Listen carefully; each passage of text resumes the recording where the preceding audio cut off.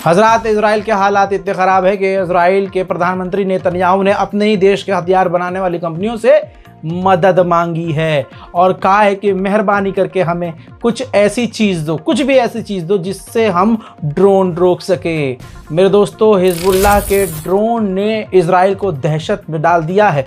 Israel की जनता, Israel की military इस वक्त सेफ नहीं है और आपको पहली ही रिपोर्ट में बता चुका हूं कि अमेरिका भी इस बात को कह चुका है कि उसके पास इतने रॉकेट, इतनी मिसाइलें अब नहीं है कि वो एक समय पर यूक्रेन और इजराइल दोनों की मदद कर सके।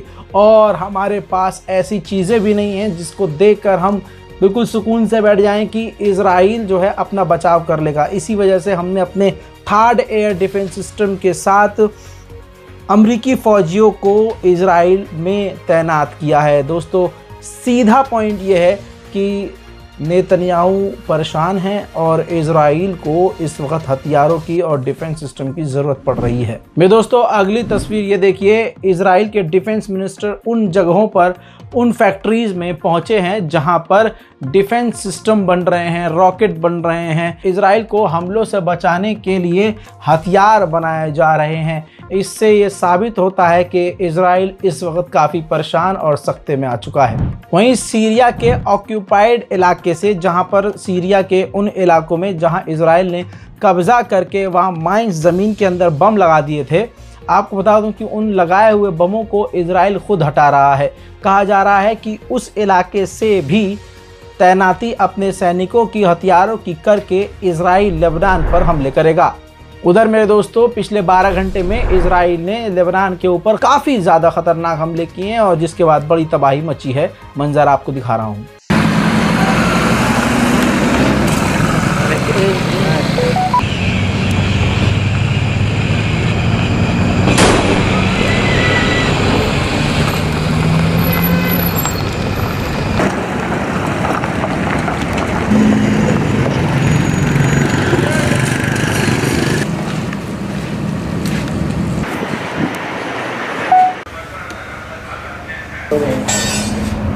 يعطيكم العافية.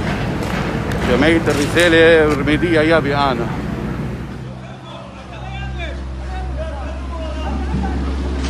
هذا كله الدمار. شو هو؟ شو؟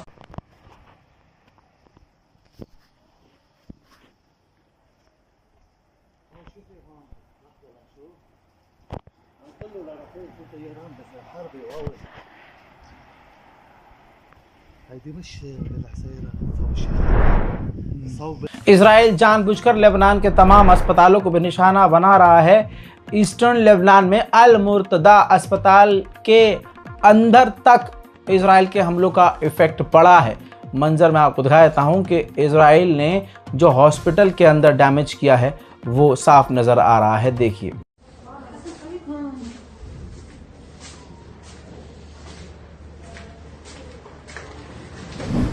मेरे दोस्तों, इजराइल पूरी तरह से लेबनान के ऊपर कब्जा करने के चक्कर में है। 1/4 लेबनान का पूरा 1/4 इजराइल ने खाली करने का आदेश दे दिया है, जिससे अब मकसद इजराइल का साफ है कि वो गाज़ा की तरह लेबनान पर भी कब्जा करना चाहता है। उधर में दोस्तों, बरतानिया के जो वॉर प्लेन्स हैं, लड़ाकू विमान हैं और जासूसी विमान, वो लेबनान, सीरिया, इराक, फ़िलिस्तीन, गज़ा, इन सब के ऊपर उड़ रहे हैं और तमाम जानकारियां इकट्ठा करके इजराइल की मदद कर रहे हैं।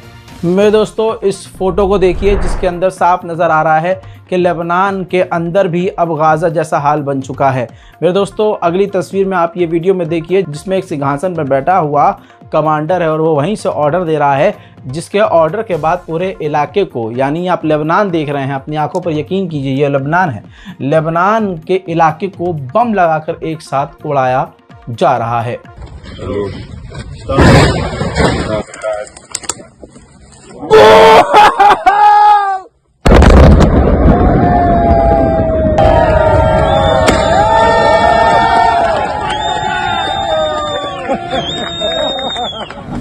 लगातार हर दिन इजराइल की बमबारी में आम लोग मारे जा रहे हैं। ये चंद तस्वीरें हैं जिनमें बहुत लिमिटेड लोगों की तस्वीरें हमें मिल पाई है जिन्हें इजराइल ने बमबारी करके कत्ल कर दिया है, लेकिन इसके बावजूद इजराइल के साथ खड़े होते हुए भारत से लाखों और करोड़ों की तादाद में बहुसंख्यक समुदाय के लोग हैं। मेरे दोस्तों, 21 लोग ताज़ा तरीन बमबारी में लेबनान के ऊपर हमले में मारे गए हैं और 3 पैरामेडिकल फोर्सेस के जवान भी इजराइल के बमबारी में लेबनान में शहीद हुए हैं। देखिए, यूएन ने फिर वही कहा है जो गाजा के लिए कहा गया, फिलिस्तीन के लिए कहा गया, कि इजराइल ने जो लेबनान पर खतरनाक बमबारी की है उसमें जो ज़्यादा लोग मारे गए हैं, ज़्यादातर उनमें महिलाएं और बच्चे हैं। उधर मेरे दोस्तों, इजराइल ने कहा है कि हिजबुल्लाह छुपा रहा है कि उसके कितने लड़ाकू मारे गए हैं, हालांकि ये काम खुद इजराइल करता है। मेरे दोस्तों, जुल्म की इंतहा और बेबसी का आलम यह है कि लेबनान के प्रधानमंत्री ने कहा है कि इजराइल के लिए हमसे अमेरिका ने वादा किया है कि वो रोज़ रोज़ बैरूत पर हमला नहीं करेगा, लेकिन वो कभी कभी करेगा। ये सोचिए कितना बुरा हाल है। इजराइल के आगे पूरी दुनिया नतमस्तक है और बेचारा लेबनान इसी चीज़ में खुश है। लेबनान के प्रधानमंत्री इसी में खुश हैं कि अच्छा रोज़ रोज़ नहीं करेगा, अच्छा हफ्ते में 6 दिन करेगा, 1 दिन नहीं करेगा, ओह ओके। वहीं इजराइल ने लेबनान के रामिया शहर पर पूरी तरह से कब्जा कर लिया है। तस्वीरें आपके सामने हैं जिसमें रामिया के शहर पर कब्जा करने के बाद इजराइल की सेना फोटो खिंचवा रही है, फोटो को सोशल मीडिया पर शेयर कर रही है और लगातार वहां से वीडियो जारी की जा रही है। लेबनान के एक और गांव पर, यानी यूं कहूं कि एक बड़े शहर पर इजराइल ने कब्जा कर लिया है। वहीं दूसरा इलाका भी आपको दिखाता हूं, ये तस्वीर देखिए, ये लेबनान का दूसरा इलाका है, बॉर्डर के थोड़ा अंदर चलकर उस इलाके पर भी इजराइल की सेना ने कब्जा कर लिया है और इजराइल का झंडा फहरा दिया है। वहीं इजरायली सेना ने हिजबुल्लाह के हथियारों को जब्त करके दुनिया को दिखाया है। अब तक लेबनान में 2350 सिविलियंस मारे जा चुके हैं और लगभग 11,000 लोग बुरी तरह से घायल हैं इजरायली हमलों में। वहीं हिजबुल्लाह ने इजराइल का अटैक ड्रोन हर्मीज मारकर गिरा दिया है, जिससे इजराइल को तगड़ा झटका मिला है। हिजबुल्लाह के जो सेक्रेटरी हैं, जो ग्रुप के सेक्रेटरी हैं, एक बार फिर से वो सामने आए हैं और उन्होंने कहा है कि इस जंग का सॉल्यूशन सीज फायर है, लेकिन इजराइल सीज फायर नहीं चाहता, लिहाजा हम हमले बढ़ाएंगे और लड़ते रहेंगे, जारी रखेंगे इस जंग को। साथ में नईम कासिम जो हिजबुल्लाह के सेक्रेटरी हैं, उन्होंने साफ तौर से कहा कि अभी हमने जो पावर खोई है उस पावर को हम दोबारा हासिल करेंगे और हम अभी भी बहुत ताकतवर हैं, इतने ताकतवर तो हैं कि हम यहूद का सामना कर सकें। मेरे दोस्तों, हिजबुल्लाह के संगठन को चलाने वाले सेक्रेटरी, उस ग्रुप के सेक्रेटरी नईम कासिम ने कहा है कि इजराइल हमारे लेबनान पर कहीं भी हमला कर रहा है, लिहाजा हमारे पास भी अधिकार है कि हम इजराइल पर कहीं भी हमला कर सकें। इस बयान पर इजराइल के राष्ट्रपति भड़क गए और कहा कि वो भी दिन आएगा जब हम आपके हर इलाकों पर हमला करेंगे। मेरे दोस्तों, इटली की प्रधानमंत्री मेलोनी ने साफ कह दिया है कि हमारे फौजी पीछे नहीं हटेंगे। 1000 फौजी इटली के यूएन के मिलिट्री के तहत जो है लेबनान में तैनात हैं। बड़ी खबर यह है कि मेलोनी जो हैं लेबनान पहुंचेंगी और उस इलाके का दौरा करेंगी और अपने सेना से मिलेंगी। बड़ी बात यह है कि उन्होंने कह दिया है कि यूएन की मिलिट्री पीछे नहीं हटेगी। वहीं लेबनान के प्रधानमंत्री ने कहा कि भाई हम अपने आधिकारिक फौज जो है साउथर्न लेबनान में तैनात करने को तैयार हैं अगर हिजबुल्लाह और इजराइल के बीच डील होती है और जंग रुकती है तो। أنا بدي أقول من جانبي ماذا يمكن أن ألتزم وماذا يمكن أن نقوم به. يكون في عندي ضمانة أو يكون في تحييد، ما في شيء عندنا بين إيدينا، ولكن نحن كحكومة عم نقوم بكل ما أوتينا من قوة من شان نشيل الذرائع। वहीं ऑस्ट्रेलिया भी बुरी तरह से इजराइल पर भड़का है और कहा है कि अंतर्राष्ट्रीय लॉ का उल्लंघन कर रहा है इजराइल हमारी सेना और यूएन की सेना पर हमला करके। उधर चाइना भी बुरी तरह से इजराइल पर भड़का है और कहा है कि अंतर्राष्ट्रीय फोर्स पर जिस तरह से इजराइल लेबनान में हमले कर रहा है वो सरासर गलत है, बर्दाश्त नहीं किया जाएगा और अंतर्राष्ट्रीय मिलिट्री को मजबूत करने के लिए हम यानी चाइना और भी बड़े कदम उठाने की प्रक्रिया शुरू करने वाला है। मेरे दोस्तों, यूके के पार्लियामेंट मेंबर ने खतरनाक बहुत बुरी तरह से धावा इजराइल पर बोल दिया और कहा है कि यूएन की मिलिट्री जिसमें लगभग 10,000 फौज तैनात है और 50 देशों की फौज वहां पर है, उन 50 देशों की फौज पर हमला करके इजराइल ने दुनिया और इंटरनेशनल लेवल की मिलिट्री, यूएन की मिलिट्री पर हमला बोलकर कई देशों को खतरे में डाल दिया है और लोगों की जान को खतरे में, हमारी सेना को खतरे में डाल दिया है। लिहाजा हम अपनी सरकार से मांग करते हैं कि मिलिट्री सपोर्ट करना, हथियार देना इजराइल को बंद कर दिया जाए। वहीं मेरे दोस्तों, ये तस्वीर 3 आप देख सकते हैं, ये 3 हिजबुल्लाह के लड़ाके हैं, फाइटर्स हैं। जिन्हें इजराइल ने लेबनान के इलाके से गिरफ्तार किया है। कल जो इजराइल ने हिजबुल्लाह के फाइटर को पकड़ा था, आपकी स्क्रीन पर देखिए उनका बयान, उस बंदे का, उस फाइटर का एक इंटरव्यू, एक क्लिप जारी किया है इजराइल ने, जिसमें वो ये कह रहे हैं कि नसरुल्लाह के बाद जो बड़े बड़े लीडर, बड़े बड़े कमांडर थे वो लेबनान छोड़कर भाग गए हैं।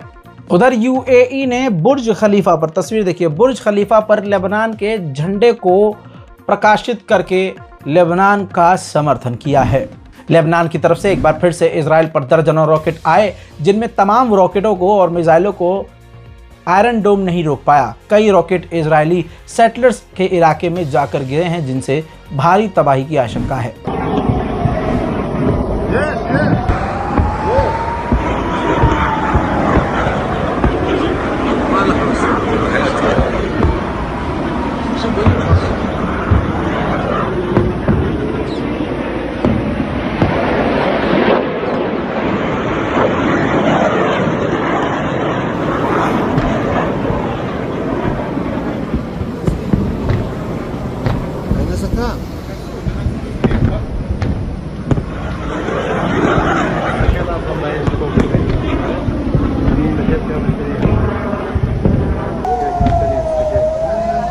يا فتاح يا عليم يا رزاق يا كريم.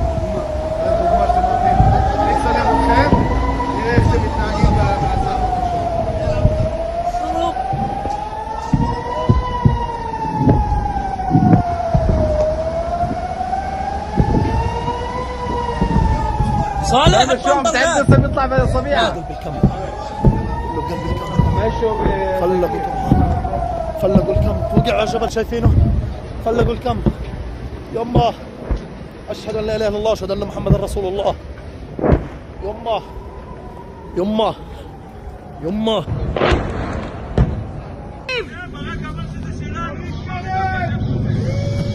לא משנה, לא להתקרב עד שהוא לא מזכה את זה.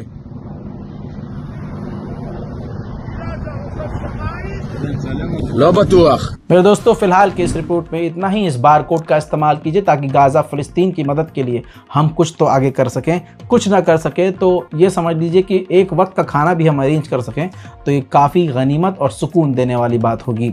अपने अपने कब्र में अपने अमाल के साथ जाना है। हज़ारों हम इतना खर्चा करते हैं, अगर हम कुछ मदद गज़ा की करें तो वो ज़्यादा बेहतर होगा। इस रिपोर्ट को शेयर कीजिए, दुआओं में याद रखिए। इससे पहले जो अपडेट दिया है उसको भी जाकर ज़रूर देखिए और इंतज़ार कीजिए मेरे अगले अपडेट का। ये मत देखिए मैं कहाँ हूँ, किस जगह हूँ, क्या लोकेशन है।